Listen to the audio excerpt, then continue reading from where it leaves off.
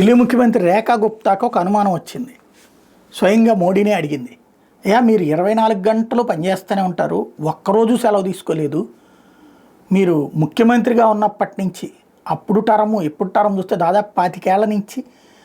పని తప్పించి మరొకటి పెట్టుకోలేదు, సెలవు కూడా తీసుకోరు, ఏంటి మీ అంత శారీరక రహస్యం, ఎలాంటి అనారోగ్యాలు ఇట్లాంటిది మీ దరి చేరదు, ఏ తలనొప్పి ఒళ్ళు నొప్పులని కూడా ఎప్పుడు చెప్పరు, ఏంటి మీ ఆరోగ్య రహస్యం అన్నటువంటి విషయాన్ని ప్రస్తావిస్తే, నేను స్పిరిచువల్గా ఉంటాను, యోగా పాటిస్తాను, అదే సందర్భంలో అన్నెసరీ ఇష్యూస్ జోలికి పోను, లైఫ్లో బ్యాలెన్స్ చేసుకుంటాను, మనం ఫైనల్గా ఎఫర్ట్గా ఉండాలి, అంటే మనం ఎంతవరకు స్పెండ్ చేయగలమో అంతవరకే ఖర్చు పెట్టాలి, ఇలాంటి జీవనాన్ని నేను గడుపుతున్నాను అంటూ చెప్పుకొచ్చారు.